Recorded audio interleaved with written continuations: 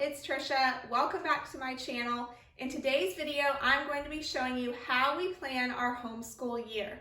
So if you are interested in homeschooling, if that's why you're here, just a little bit about us. We are a homeschool family. We have homeschooled for pre-K and last year kindergarten. This year I will have another pre-kindergartner and a first grader. So I've had a little bit of experience homeschooling, and I'm a former teacher and have my teaching certificate.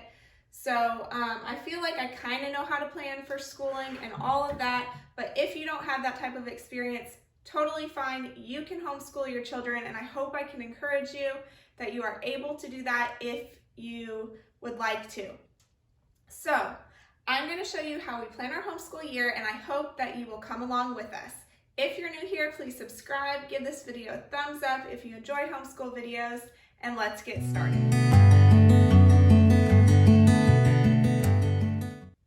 Okay, so first off, you're probably going to need a planner. I use the Happy Planner. This is what I used last year, and I found that it came in very, very handy because it had plenty of room for us to write all of our subjects for each day and what lesson we were going to do. So that is my advice. Get a good planner, take a good look at it. I highly recommend the Happy Planner. And the next thing I do is I get a calendar that shows the academic school year.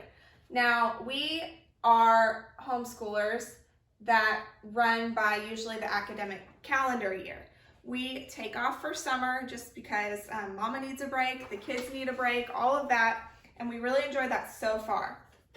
Not to say we won't be full year-round homeschoolers at some point, but for right now, we usually do a very similar schedule to the public schools.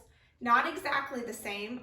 We take a fall break and a spring break for sure, and then we take 2 weeks off at Christmas, and then we take like Labor Day off, some of the major holidays, but then the other smaller ones that my husband might not have off work, we just keep schooling through those days.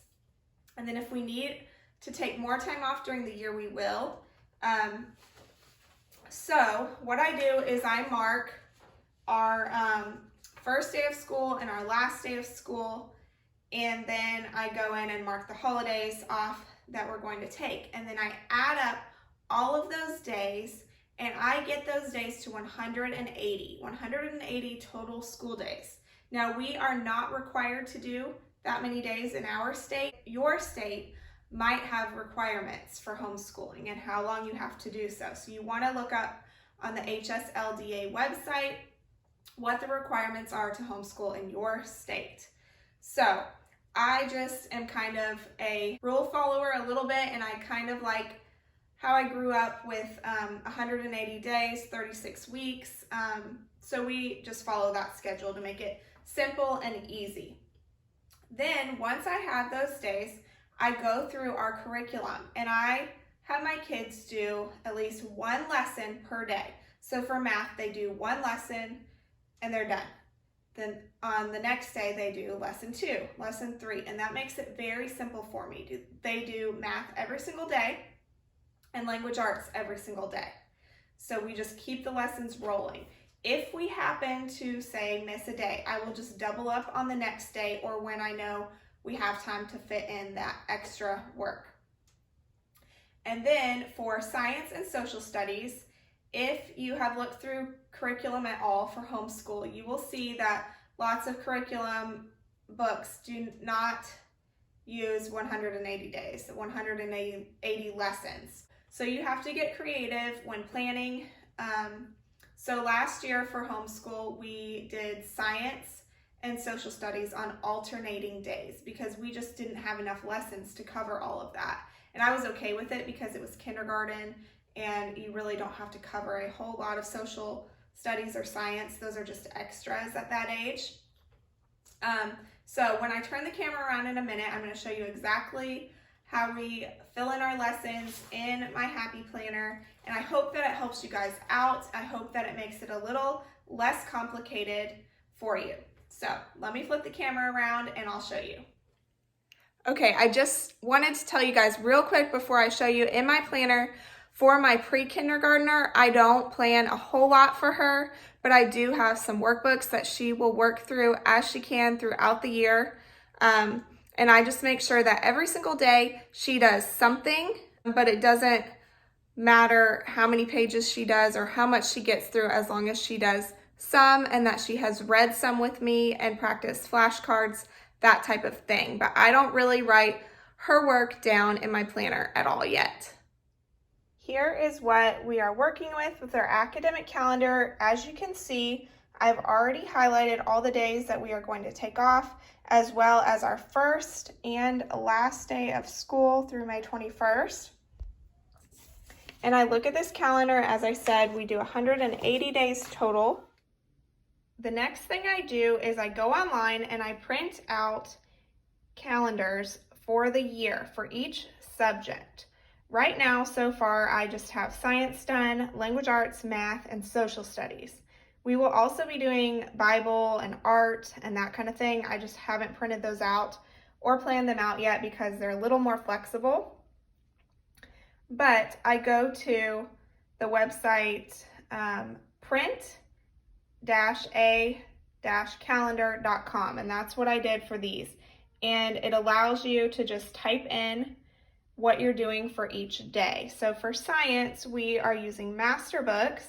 And what I really love about master books, it's not sponsored or anything like that, but is that in the very beginning of all of their workbooks and curriculum, they divide up the year by the normal 36-week calendar, and then they show what lessons they are doing each week. So literally all I had to do was look at the master books workbook curriculum and just know that the first 3 lessons will be the first week, the next 3 lessons will be the next week, and things like that. And I filled in the exact lesson, like you will see life science vocab review.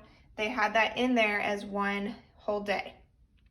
So I just go and fill that in. So for science, we are either doing it 3 to 4 days a week, starting on Tuesdays, Tuesday through Wednesday usually, and sometimes on Fridays. And then, like, say in March, that week that there's nothing, that's our spring break. Next, I have social studies, and we are doing that 2 days a week, I think usually. Yes, 2 days a week. And I've kind of just filled in what the lesson is about, Statue of Liberty, coins, pilgrims, that type of thing. We're using Abeka for social studies. And there definitely are not 180 lessons, so that's why we only do it 2 days a week. And then we have our language arts. We're using The Good and the Beautiful. There's also not 180 days worth of lessons on there. So we are doing language arts.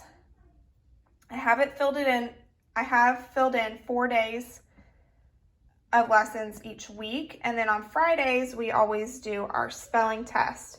And I have not filled in our spelling UC curriculum that we're also using, but I will do a same calendar for that. And they do, I think, have 180 days if I remember correctly. Then for math, we're using Horizons. And they have 160 lessons total in their 2 workbooks. So it made it pretty simple.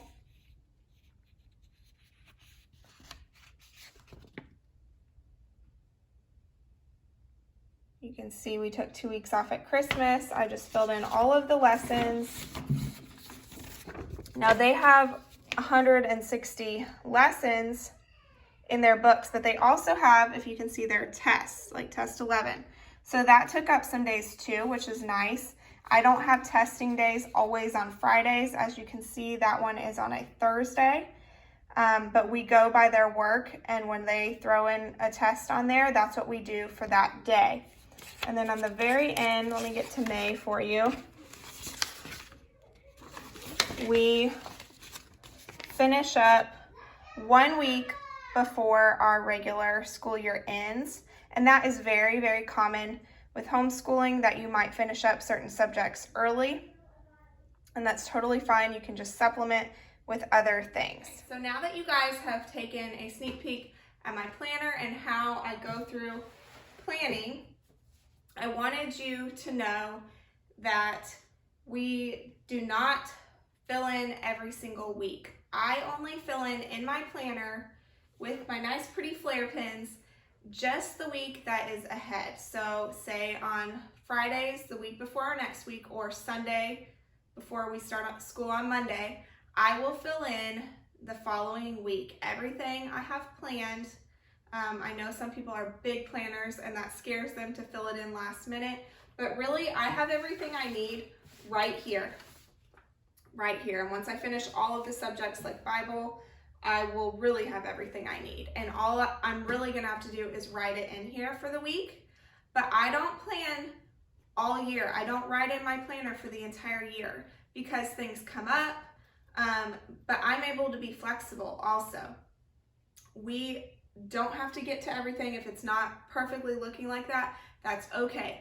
Don't stress if your year doesn't look perfect. If you have kids get sick and you think behind, you're not really behind. You could always school all year round and you'd be fine. But just know that the week before, I will write down everything that we're going to do for the week, and then I'm good. And then I can check it off as we go through. Then on that Friday, I will write in the next week, or on that Sunday night if I'm just getting to it by then. And then we have our week planned out, and then it's not so far ahead that if things come up, I can't erase it easily, or it's crossed out and looks messy.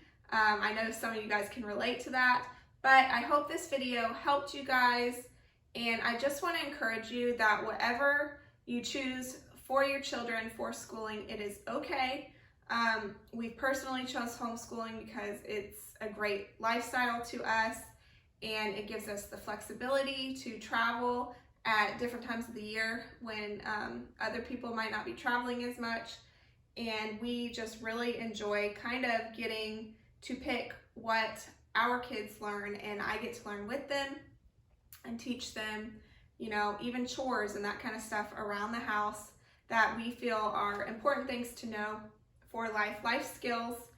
And I hope that you will consider it and that this video helped you if you are considering homeschooling.